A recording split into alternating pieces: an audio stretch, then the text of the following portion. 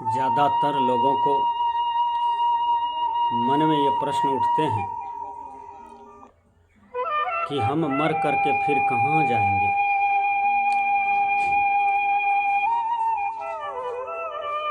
पहले यह तो विचार करें कि हम आए कहाँ से हैं। कहीं थे तभी तो आए हैं। सदगुरु कबीर साहब भी अपने विचार देते हैं, कहते हैं आए हो तुम कहाँ से, अब जा रहे कहाँ। इतना तो दिल विचार लो, बस हो गया भजन। तुम कहाँ से आए हो, कहाँ जा रहे हो, यह 2 पॉइंट पर विचार करो, तुम्हारा भजन सफल हो गया।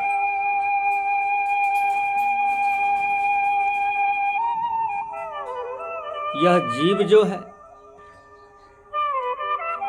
अपने ही कर्मों से यह शरीर बनाता है और अपने ही कर्मों से शरीर को विनाश भी कर लेता है, स्वतंत्र पूर्वक चल देता है सब कुछ छोड़ करके। शास्त्रकार ने समझाया, स्वयं कर्म करोत्यात्मा स्वयं तत्फलम सुनते, स्वयं भ्रमति संसारे स्वयं तस्माद् विमुच्यते। यह आत्मा स्वयं कर्म करती है, स्वयं फल भोगती है। स्वयं अज्ञान से जब ज्ञान का विकास करती है तब यह आत्मा मुक्त हो जाती है। ज्ञान का विकास होने से आत्मा का विकास होता है, ज्ञान का विकास होने से आत्मा का उद्धार होता है, ज्ञान का विकास होने से ही आत्मा मुक्त होता है। मुख्य चीज है ज्ञान। ज्ञान है, यदि क्रिया में रूपांतरित नहीं हुआ तो वह ज्ञान बोझ हो गया। इसलिए शास्त्रकार ने फिर समझाया, ज्ञानंग भारः क्रिया बिना। वह ज्ञान भार है क्रिया के बिना। जो भी हमारे अंदर में ज्ञान हो वह ज्ञान क्रिया में रूपांतरित हो। इसलिए बंदी छोर कबीर साहब जी कहते हैं कि ज्ञानियों की संगति करो, सब कुछ समझ में आ जाएगा। हर बात बुझने लगोगे। संसार में जितने भी ज्ञान ध्यान की बात हैं सब समझ में आ जाएगी, लेकिन संगति हो ज्ञानवान का। आए हो तुम कहाँ से, अब जा रहे कहाँ। हम आए कहाँ से हैं, मर करके कहाँ जाएंगे, ये बहुत बड़ा प्रश्न है। साधारण दृष्टि में माँ के गर्भ से ये जीवन निकला और मरने के बाद यह शरीर को लोग दफना देते हैं मिट्टी में, ये देखने को मिल रहा है। लेकिन ये आत्मा इससे जो निकल करके जाती है वह कहाँ चली जाती है, तनिक विचार करें। आत्मा वासना के वशीभूत है, चाहे कोई भी आत्मा क्यों ना हो, किसी की भी आत्मा क्यों ना हो। आत्मा अनंत है लेकिन वासना के वशीभूत हैं, यानी वासना के अंदर हैं। जो आत्मा साधना से वासना से मुक्त हो गया, वासना पर काबू कर लिया, वासना को जीत लिया, वही आत्मा परमात्मा हो जाता है। वही जीव शिव हो जाता है, वही जीव पिव हो जाता है, वही जीव भगवान हो जाता है, वही जीव गॉड खुदा हो जाता है। लेकिन वासना को जीतने की पहले जरूरत है, आसक्ति इच्छा को जीतने की पहले जरूरत है। सदगुरु कबीर ने एक जगह कहा, चाह मिटी चिंता गई मनमा बेपरवाह, जाको कछो न चाहिए सोई सहनपति साह। यदि हमारे जीवन के अनंत इच्छा हैं और सारी इच्छा मर गया, सारी इच्छा को मैंने मार दिया, तो फिर यह जीव का अब जन्म मरण नहीं होगा। यह जीव अपने आप में शासित हो गया, अपने आप में साम्राज्य हो गया, अपने आप का सम्राट हो गया, अपने आप में महाराजा हो गया। इसलिए सदगुरु कबीर का यह बात बार बार सुनने को मिलता है, आए हो तुम कहाँ से, अब जा रहे कहाँ। हे मानव,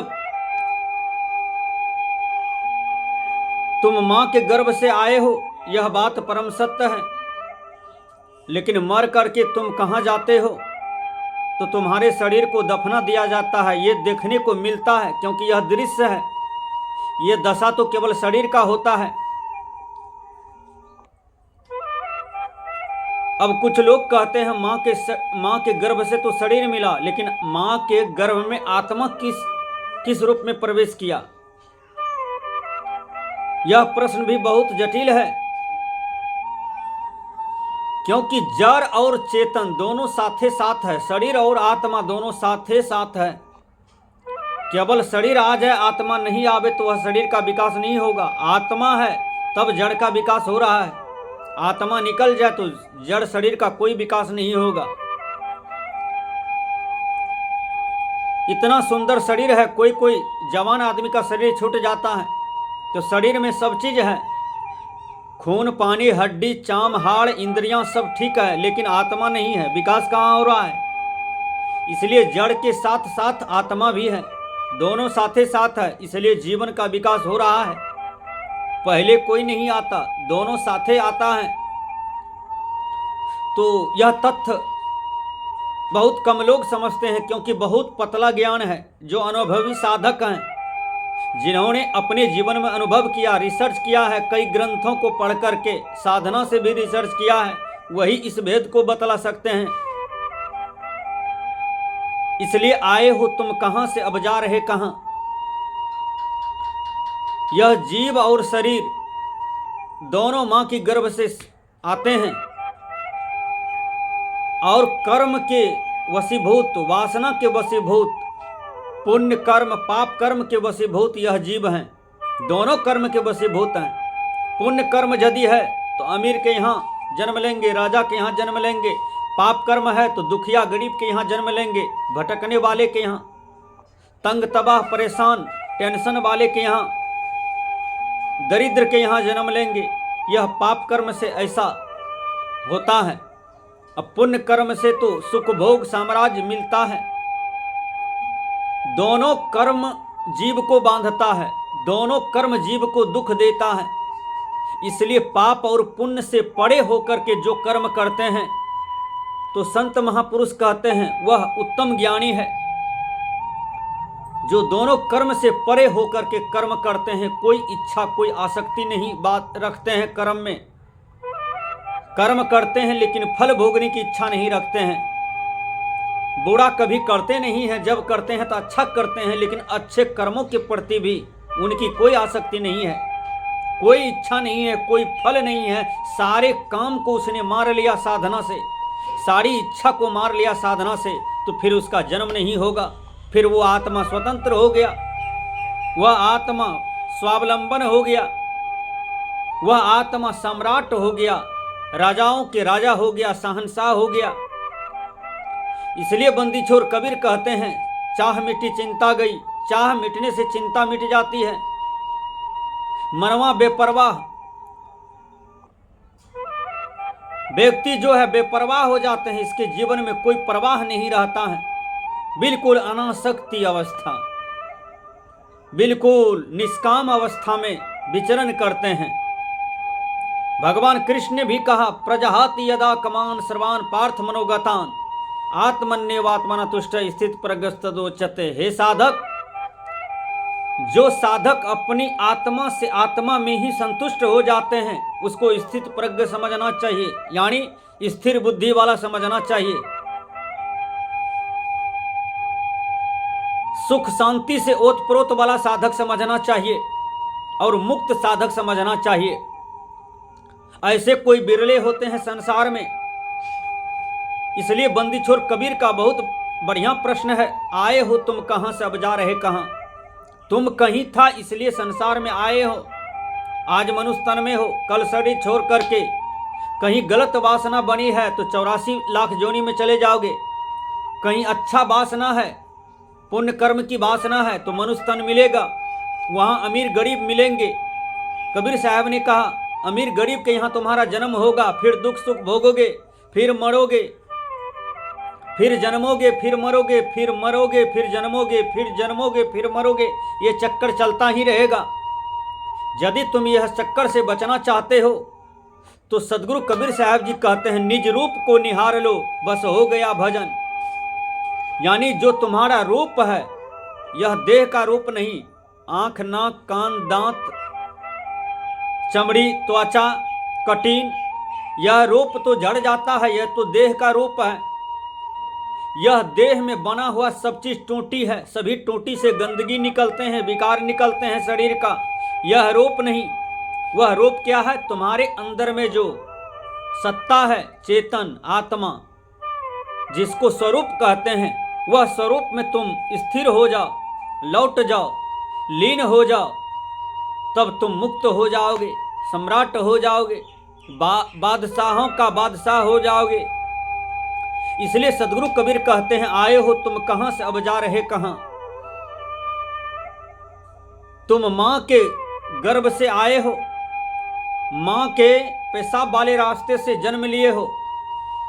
सदगुरु कबीर कहते हैं, फिर उन्हीं रास्ता का भोग करते हो। तो ये इसी के चलते तुम्हें अशांति है, टेंशन है, दुख है, बार बार जन्मना मरना है। इसलिए वह रास्ते को त्याग करो, तुम साधना करो, मन और इंद्रियां को जीतो, मुक्त हो जाओगे। सदगुरु कबीर कहते हैं, सबसे बड़का काम है मुक्ति को प्राप्त कर लेना, शांति गति को प्राप्त कर लेना, मोक्ष को प्राप्त कर लेना। ये सबसे बढ़िया काम है, सबसे पुनीत काम है। जो ऐसा करते हैं संसार में, समझो वह सच्चा ज्ञानी है, सच्चा साधु है, सच्चे फकीर हैं, सच्चे सदगुरु हैं, जो यह तत्व को लखाते भी हैं, स्वयं रहनी में उतारते भी हैं। इसलिए समाधान होता है, आए हो तुम कहां से, अब जा रहे कहां। तुम बार बार हजारों, लाखों, करोड़ों, अनंत बार जन्मे हो, मरे हो, आज भी इस पृथ्वी में हो, जन्म मरण के चक्कर में ही फिर जा रहे हो। अब जा रहे कहां? अरे भाई चेतो, संभलो। कबीर साहब जी कहते हैं, हो हजूर ठार कहतू हैं, अब ते संभर और संभार। मैं खड़ा होकर के, कल जोड़ करके, प्रणाम करके कह रहा हूं, अपने जीवन को संभालो और दूसरों को भी संभालने का प्रयास करो। यानी तुम जा रहे हो कहां? जिस रास्ते से आए हो, फिर उसी रास्ते में जा रहे हो, उसी रास्ते के लिए मर रहे हो, उसी रास्ते में कूद रहे हो, उसी रास्ते को दिन रात भोग रहे हो। अरे कुछ तो साधना करो, कुछ तो इंद्रियों को संयम में लाओ, कुछ तो मन को काबू करो। क्षणिक सुख में आज तक किसी को तृप्ति नहीं मिली। क्षणभंगुर सुख को त्याग करके वह आत्मलीन हुए, गुरु की भक्ति किया, बिल्कुल असंग हो गया, तब उसके जीवन में तृप्ति आई, शांति आई, सद्गति आए। इसलिए सबसे बड़ा काम है, अपने मन को जीतो, इंद्रियों को जीतो, उसके बाद तुम शहंशाह हो जाते हो।